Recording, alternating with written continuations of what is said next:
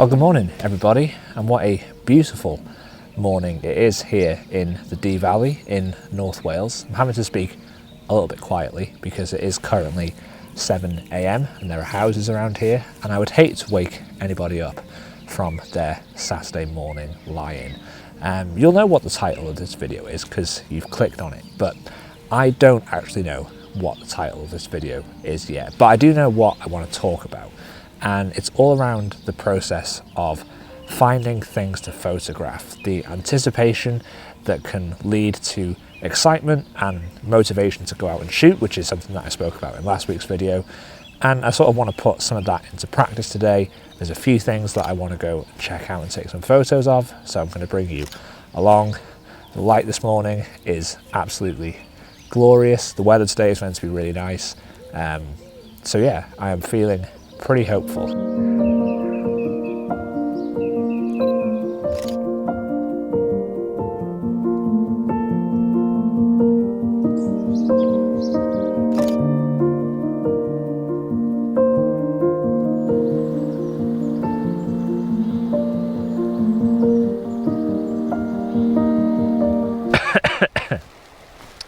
Sorry guys, you'll have to excuse my my hoarse voice. I've not had any coffee this morning, which is criminal considering I set my alarm for 5:45 to get here for sunrise.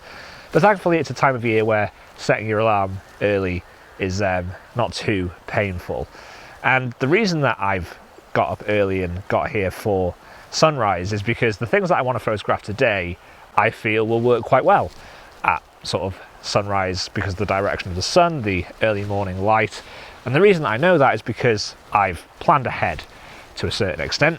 I've looked into what I want to photograph, certain subjects, and that has given me nothing but excitement and anticipation all week, knowing that I have opportunity today to go out and explore them.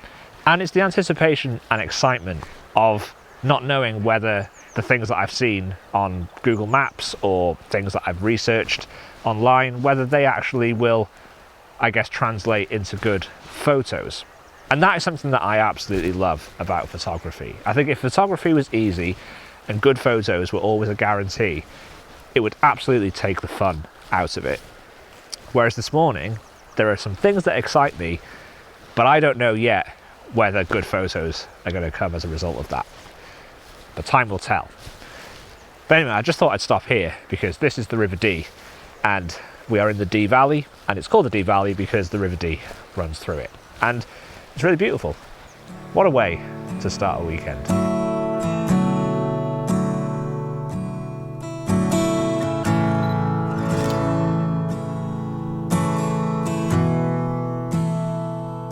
So back in the car now because I'm going to drive to a number of these photo subjects that I've discovered.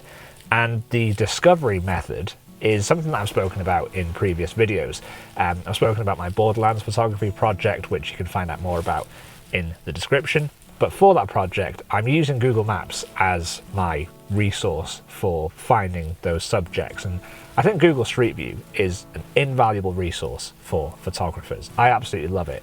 And I spend far too much time, I'm talking like hours and hours, every evening for the last few days, just exploring this area. I get the little Street View man and I sort of drop him in a particular place, and then I just explore all the roads, all the country lanes, and just see if there's anything that catches my eye.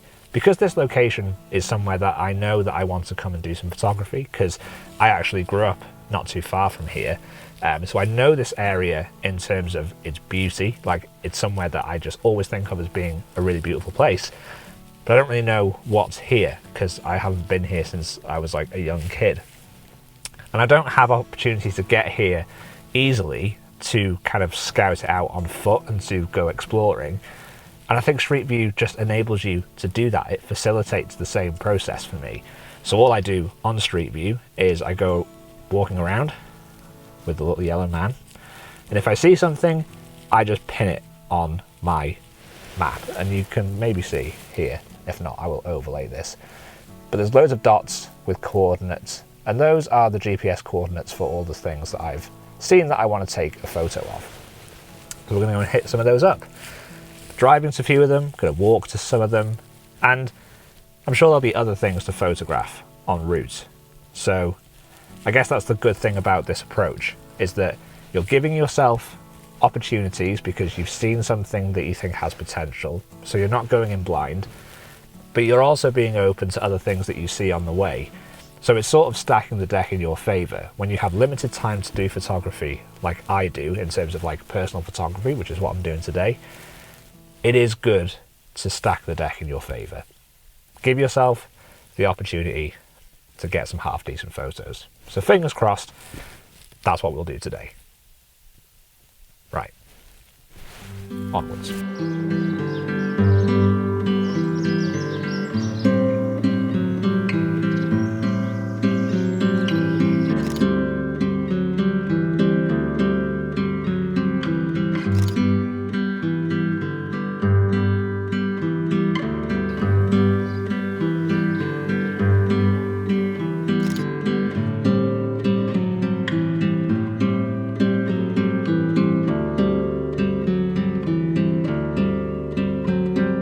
Now, one of the reasons that I wanted to explore this valley today is because there's a lot of nostalgia here for me.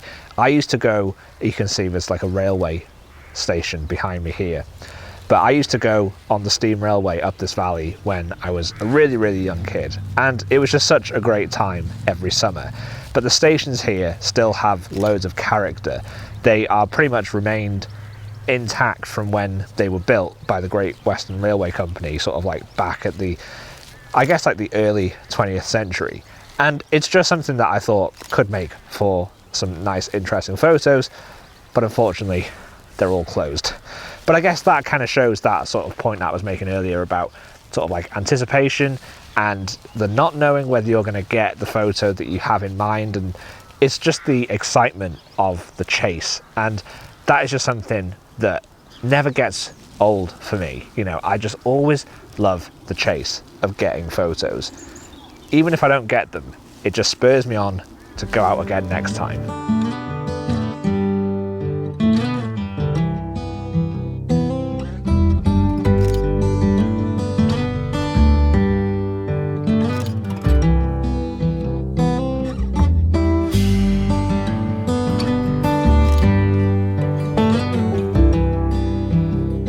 Delayed gratification is something that I am a big advocate of in photography, and I guess not everybody has the patience for that. Some people don't necessarily enjoy that and get frustrated by it, but that's the thing that always keeps me coming back for, you know, more bites of the cherry, so to speak. And don't get me wrong, this idea of delayed gratification and this process that I've used today to plan my photo shoots is a very high risk, high reward strategy. Google Street View is an amazing tool, but it is sometimes inaccurate, and you have to remember that. Obviously, things change over time. So what you're seeing on Street View might not necessarily translate to the way that that subject or that location is today. And I can't tell you how many times that has happened because of the things I like to photograph. You know, I like to photograph things like structures within the landscape, buildings, barns, you know, this agricultural type environment. And there are often times where like things are either repaired or destroyed or just completely reimagined to how they looked on Street View. But I guess it's still part of the process, and I still enjoy that anticipation of not knowing what that scene is going to look like when I turn up there. And for me, I get a kick out of that. You know, it's like that motivates me to get out with the camera and go and find out. But I completely understand why some photographers might not want to go down this route of planning, and they might want more spontaneity in terms of their photography. They might just want to choose a location, rock up there and just see what they find. And that's great if you have an availability to photograph quite regularly, because frequency is going to yield good photos. The more you can do photography, the more good photos you're going to get, right? But if you only have maybe 2 or 3 days a month to go and do photography, then that spontaneous approach is quite risky. And just having a few ideas in the back of your mind of what you want to photograph and maybe where you want to go, it's just, like I said, stacking the deck in your favor to get some good photos and keep photography enjoyable and avoiding some of the frustration that can happen if you're going out and just not really getting the results that you want. Something else I wanted to mention is that this process of planning helps me stay engaged with photography during times when I don't have a camera in my hand.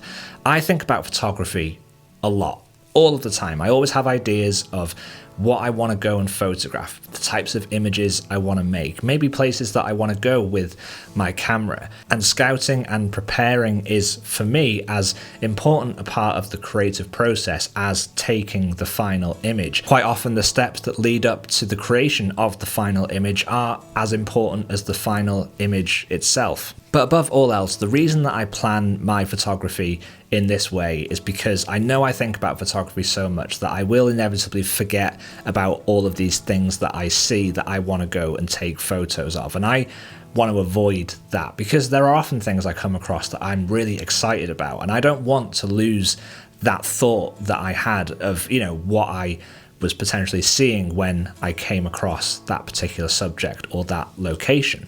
And that means then when I know that I have a free day coming up to do photography, I kind of have ideas that I can pull from. The worst thing for me is when I don't have a vague plan of what I'm going to do, because I know for myself that I'll just end up feeling a bit overwhelmed and a bit immobilized when I have free time and don't really know what to do with it.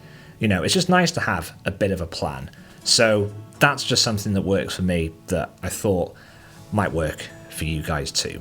So I hope you enjoyed this video. It was just such a nice morning to be out with the camera. It's a mixed bag in terms of the photos, but I had such a great time out in the field. So I encourage you all to give this a try. I think you'll have as good a time as I did this morning. So if you enjoyed this video, I would love to hear down in the comments what you thought of it. I'd love to know your thoughts on the photos, and I'd love to know how you approach your photography. Do you use a process similar to mine? Are you a little bit more of a spontaneous photographer? And, just let us know your experiences, because I think it's always really helpful to hear how other people approach their photography. Gives everybody some good ideas that they can start to implement. So, as always, guys, thank you so much for watching. Hit the subscribe button if you haven't already, and I will see you all next Wednesday for another video.